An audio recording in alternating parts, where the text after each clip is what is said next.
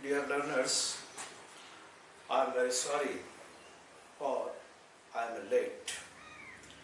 Late because I was not feeling well for a few days, and now I am going to make another video, another episode for you, topic as preposition. तो हम लोग आज preposition के ऊपर ये episode बनाने जा रहे हैं। और प्रीपोजिशन क्या होता है ये एग्ज़ाम के लिए भी इम्पोर्टेंट है, आपके कॉम्पिटिटिव एग्ज़ाम के लिए, बोथ कॉम्पिटिटिव एग्ज़ाम और कोर्स एग्ज़ाम के लिए भी इम्पोर्टेंट है। अब प्लस ये इंग्लिश नॉलेज के लिए बहुत ही ज़रूरी चीज़ है, जहाँ अक्सर लोग फेल्योर हो जाते हैं। स्टूडेंट्स का दिमाग हौच पौच हो जाता है कि what to do and not to do, what words should be inserted in this blank, like this and that। तो आज हम लोग शुरू करते हैं प्रीपोजिशन में, कुछ सर्टेन वर्ड्स को लेते हैं। वैसे प्रीपोजिशन बहुत सारे हैं, लेकिन अभी हम लोग देखेंगे in, at, with, by, for, from और सिंस। इसका यूज देखेंगे। मैं आपको समझा दूंगा, उसका एग्जाम्पल भी दूंगा और फिर एक्सरसाइज आप उसका करेंगे। This will all be right with you। तो शुरू करते हैं हम लोग प्रीपोजिशन। प्रीपोजिशन दो वर्ड से मिलकर के बना है, प्री प्लस पोजिशन। प्री का मतलब पहले से फिक्स ऑलरेडी फिक्स, और पोजीशन मतलब स्टेटस, उसका पोजीशन। तो जिसका पोजीशन पहले से फिक्स है उसको हम लोग प्रीपोजिशन बोलते हैं। Is it clear? जैसे appeared at, पोजीशन फिक्स है, एट लगेगा ही लगेगा। तो ये गिव अप, गिव के साथ आप मतलब छोड़ना, तो ये प्रीपोजिशन आप लगा। मेरे कहने का ये मतलब है आप उसके साथ कुछ और वर्ड का यूज नहीं कर सकते हैं, तो ये प्रीपोजिशन कहलाता है। पहले से फिक्स है कि यही वर्ड उसके साथ आएगा ही आएगा। अब सवाल ये उठता है कि कहाँ पे कौन सा वर्ड का हम लोग, कहाँ पे कौन सा वर्ड लगेगा। तो हम लोग टाइम, सिचुएशन, प्लेस ये सब देख लेंगे और उस हिसाब से हम लोग तय करेंगे कि कौन सा वर्ड कहाँ लगेगा।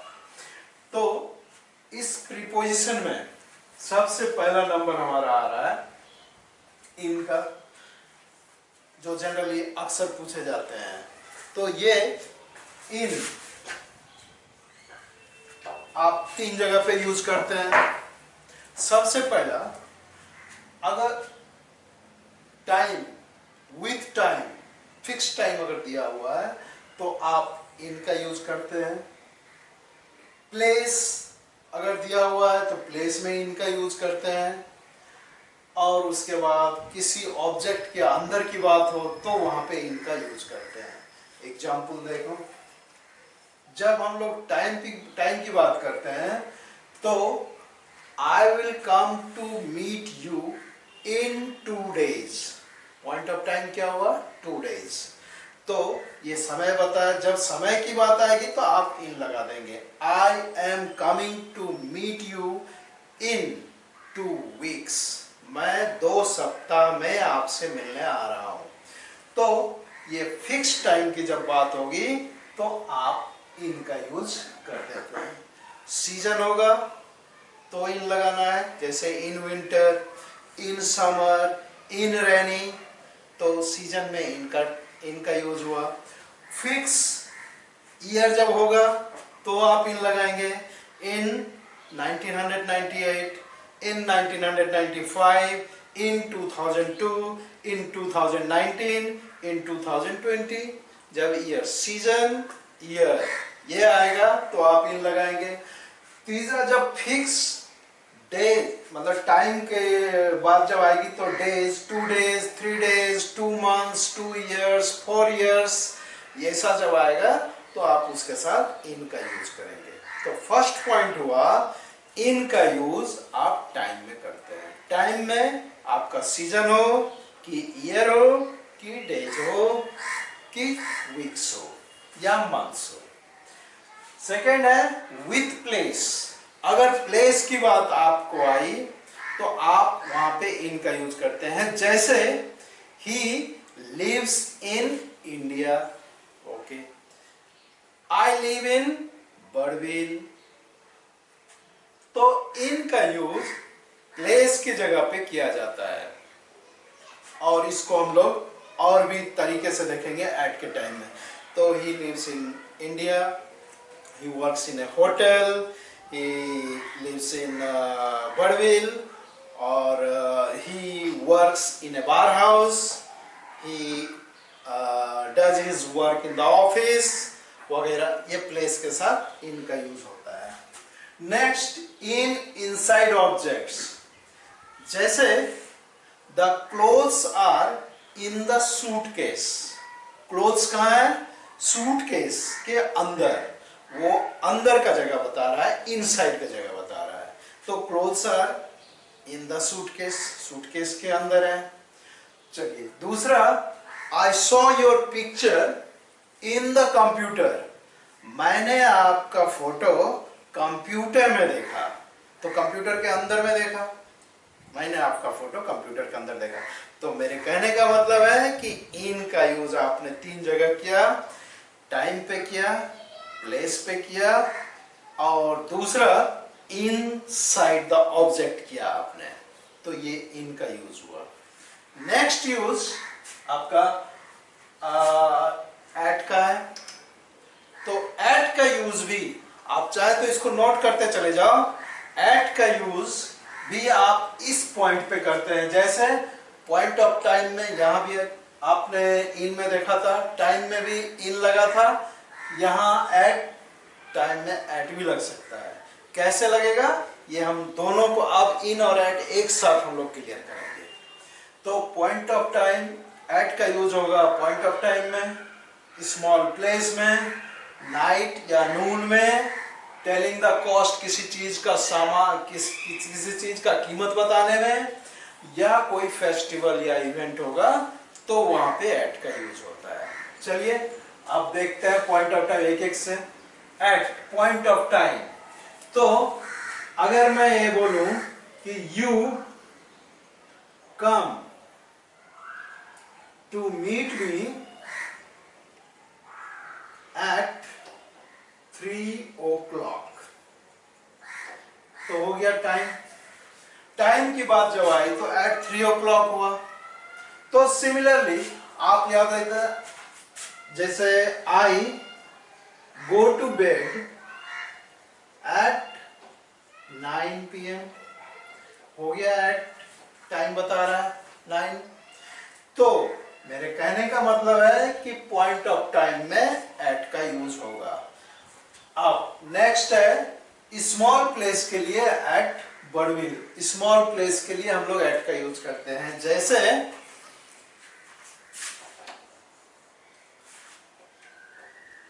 यू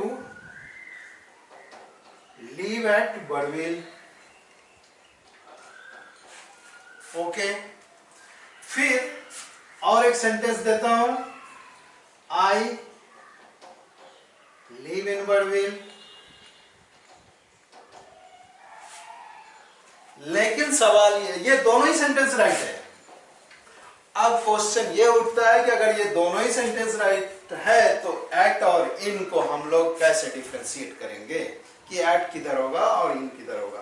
तो आप इसमें मोटा मोटी नहीं, आप इसको गांठ बांध लेंगे कि बड़ा प्लेस जब होगा तो आप इन का यूज करेंगे, छोटा प्लेस जब होगा तो आप एट का यूज करेंगे। चलिए एक एग्जांपल देख लेते हैं, जैसे I leave at Barbil in Keonjhar district.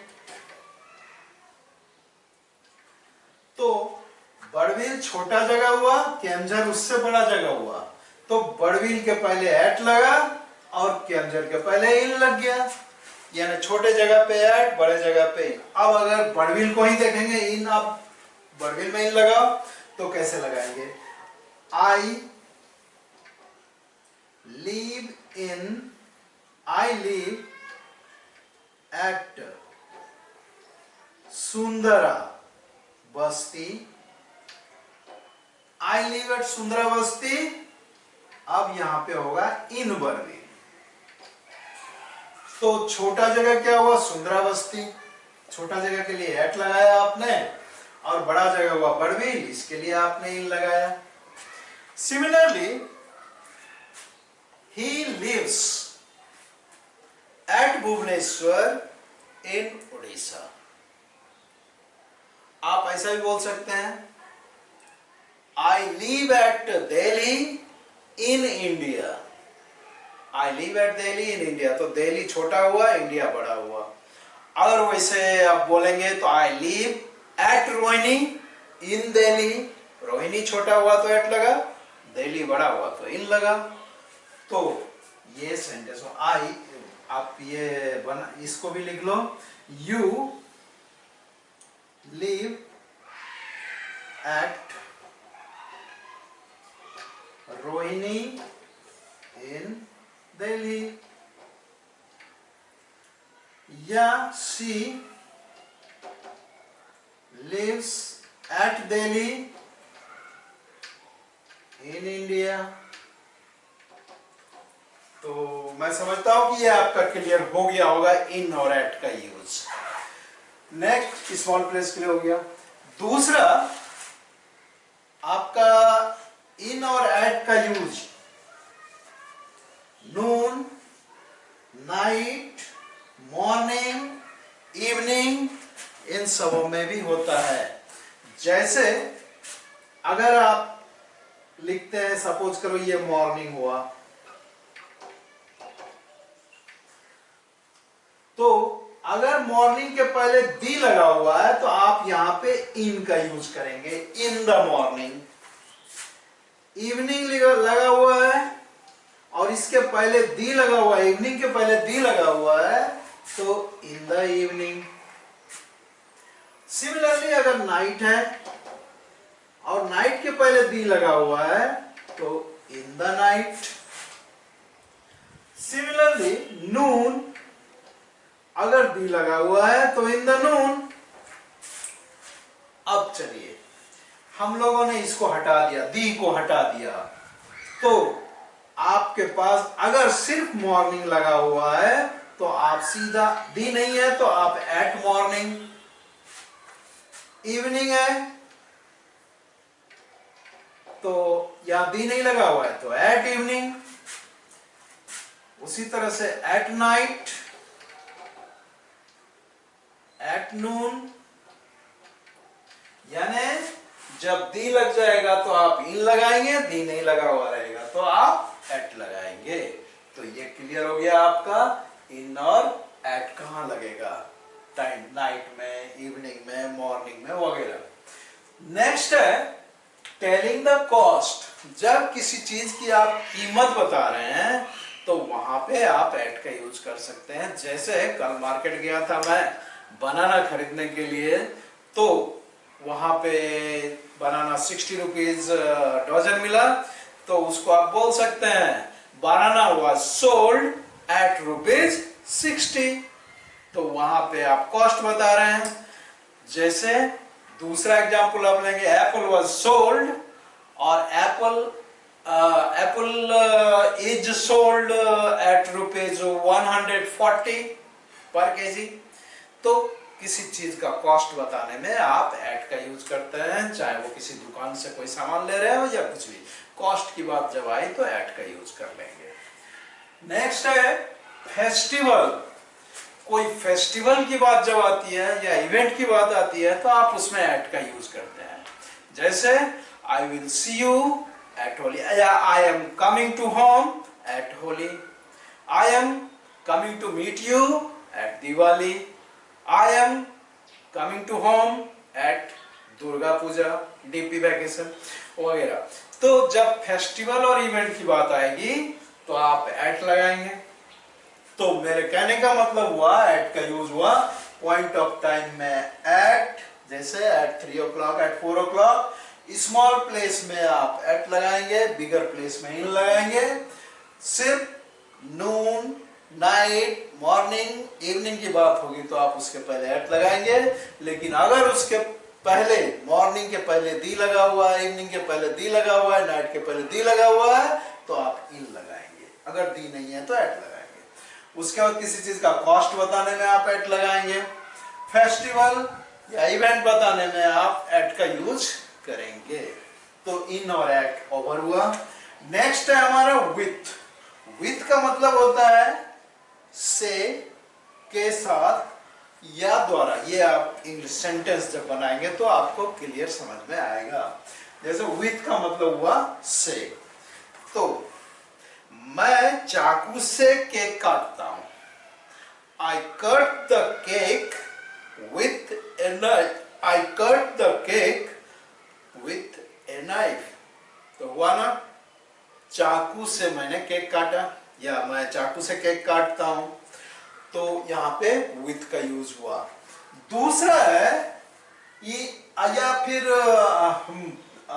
अगर मैं आप सपोज करो आप लेटर लिख रहे हैं तो I write a letter with black ink, या I write a letter with the blue pen.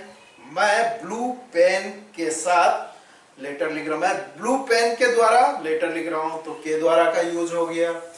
उसी तरीके से आप दूसरा भी आप कर सकते हैं। जैसे मुर्मू या Rajesh kills A bird with a stone. Rajesh ने चिड़िया को पत्थर से मारा। तो यहां पर विथ का मतलब से हो गया।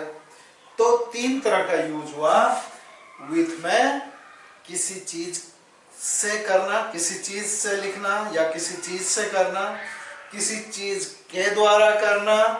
जैसे अच्छा किसी चीज से करना मतलब आई राइट विथ ए पेन। मैं पेन से लिखता हूं। आई cut the cake with a knife. मैं चाकू से केक काटता हूं तो से हुआ। के द्वारा में आप उसका यूज कर सकते हैं। He killed the bird with a stone. वो पत्थर के चिड़िया को पत्थर से मार दिया, ठीक है, या पत्थर के द्वारा चिड़िया। कहने का मतलब यह है कि जब आप किसी चीज के बारे में लिखते हैं मीडियम के द्वारा किया जाता है तो आप द्वारा उसमें यूज करते हैं। जैसे आप अभी हमने एक एग्जांपल दिया, I write a letter with a pen. मैं पेन के द्वारा लेटर लिख रहा हूं, मतलब पेन थ्रू द पेन। तो वहां पे थ्रू मीनिंग थ्रू का आ रहा है। तो I write this letter with a pen. I come to meet you with a bunch of flower। एक bunch of flower लेकर के मैं तुमसे मिलने के लिए आया। तो से, के साथ और द्वारा। अब इसमें ये भी हो सकता है कि you live with honesty। तुम ईमानदारी के द्वारा जीते हो। ऑनेस्टी तुम्हारा एक प्रिंसिपल हुआ यहाँ पे, यानी आपके अंदर जो प्रिंसिपल सिद्धांत हैं वो आपका विथ से कनेक्ट हो जाएगा। तो विथ का मतलब हुआ, विथ का तीन मीनिंग हुआ से, के साथ, द्वारा। आप चाहे तो इसका सेंटेंस लिख लो। फर्स्ट सेंटेंस आपका है I cut the cake with a knife. से का मीनिंग हुआ he writes with a blue pen. वो ब्लू पेन से लिखता है। Murmu kills the bird with a stone। I am always with you। मैं हमेशा तेरे साथ हूं। She lives with honesty। वो ईमानदारी के साथ जीती है। नेक्स्ट विथ ओवर होने के बाद नेक्स्ट है हमारा बाय। BY by. बाय का यूज आप चार चीज में करते हैं। बाय का मतलब होता है द्वारा।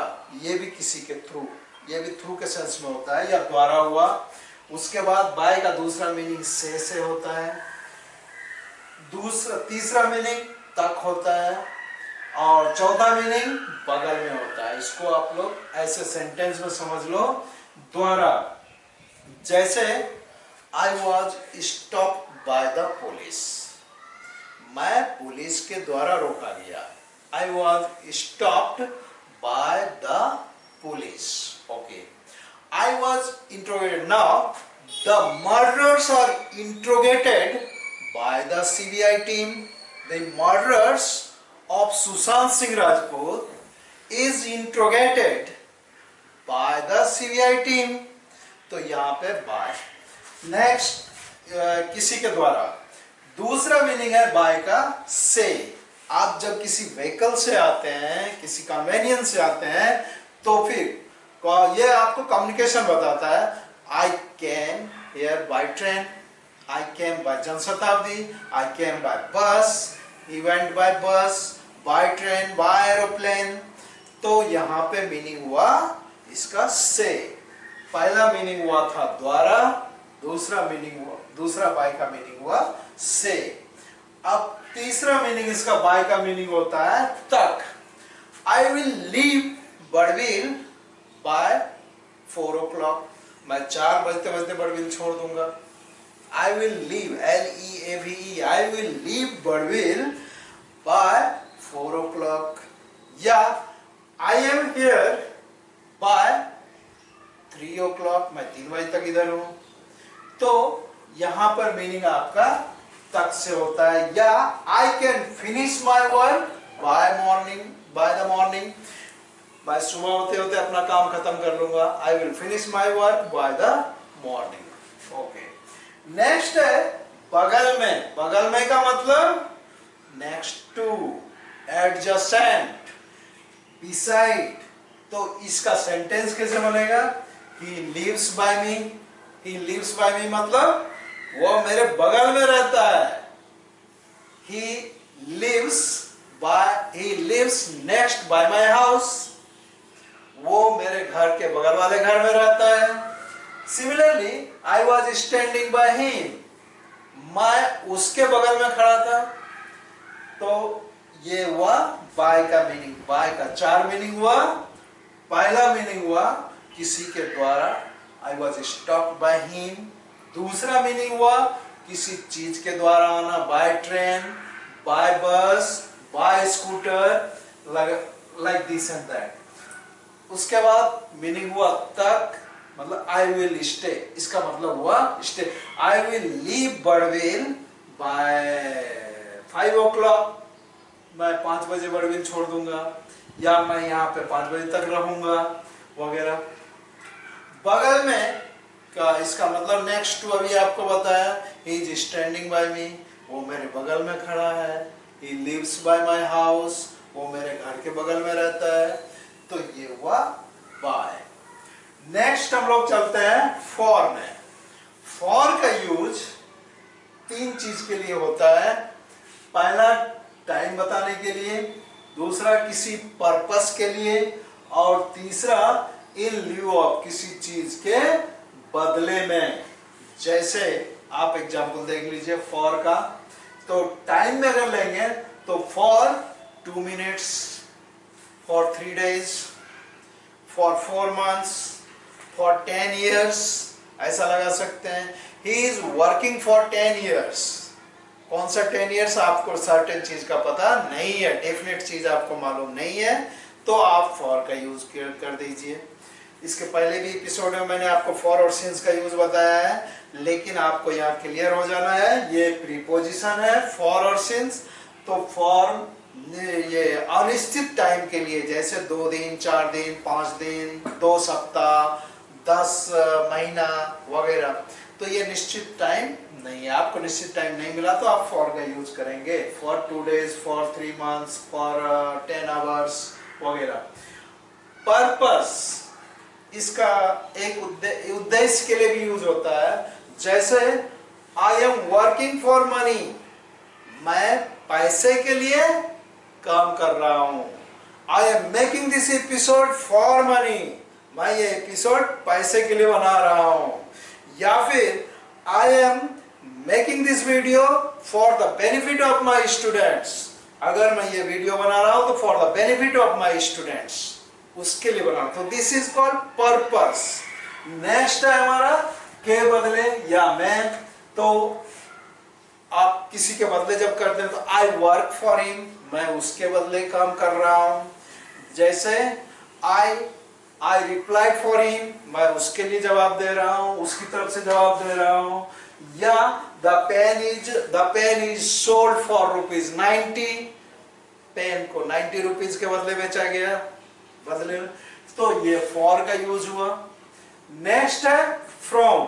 फ्रॉम में आपका ये भी 3 पॉइंट को डिक्लेयर करता है। पहला पॉइंट है प्लेस का, from. I am from Barbil, you are from Darjeeling, he is from Shimla वगैरह। तो आप कहां से हैं इसका यूज होता है से, फ्रॉम। ये प्लेस के लिए हुआ। दूसरा फ्रॉम होता है पॉइंट ऑफ टाइम के लिए।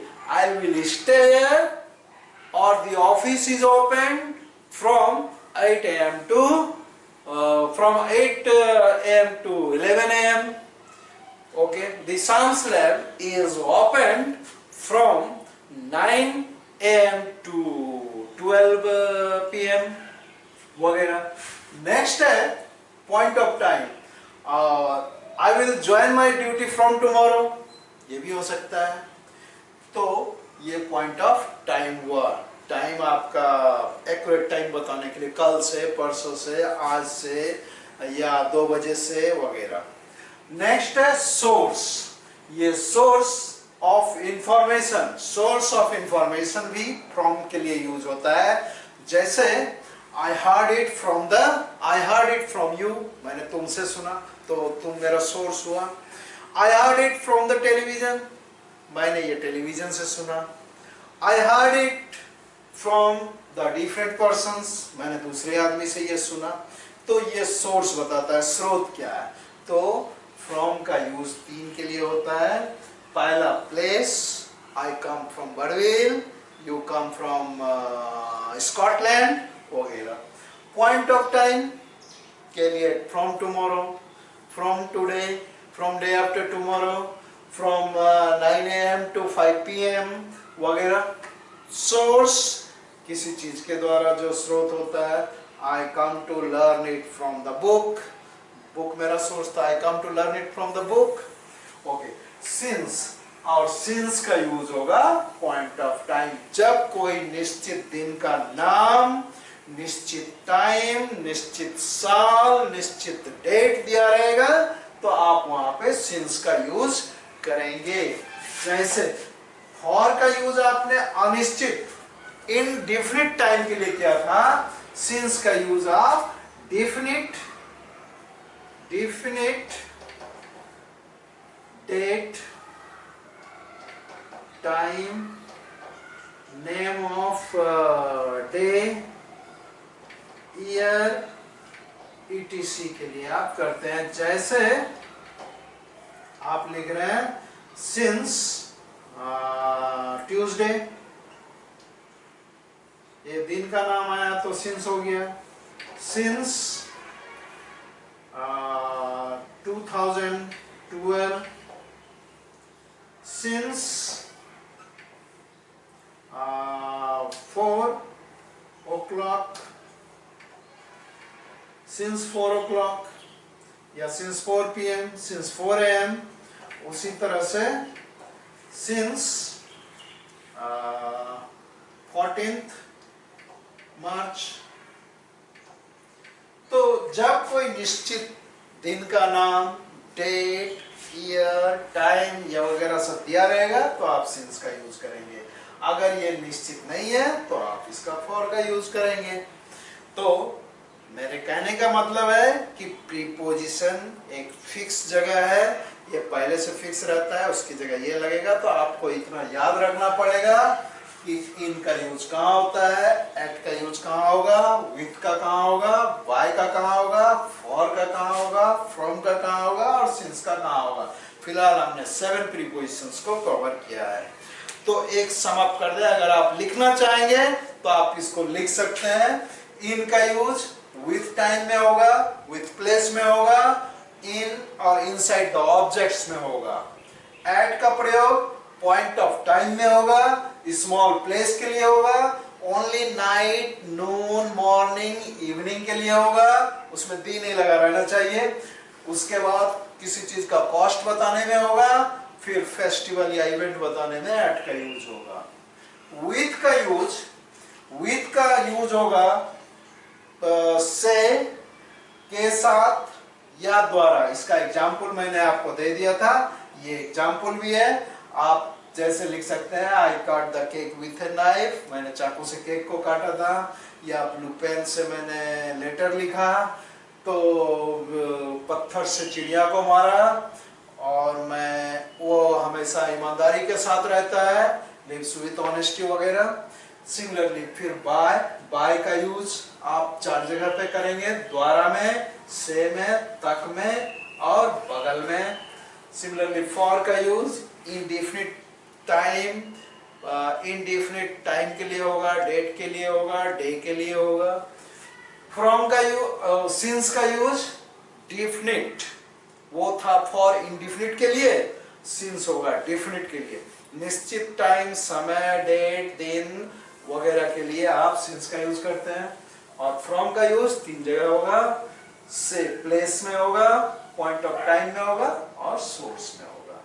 तो ठीक है, हम लोग मिलते हैं नेक्स्ट प्रीपोजिशन कुछ और लेकर के, जैसे ऑन, अपॉन, अप टू वगैरह या ऑन टू। ये सब चीज कहाँ इसका यूज होगा, सुनने में एक जैसा लगता है लेकिन यूज कहाँ पे होगा, क्या होगा, इसको हम लोग नेक्स्ट एपिसोड में देखेंगे। Okay, thank you.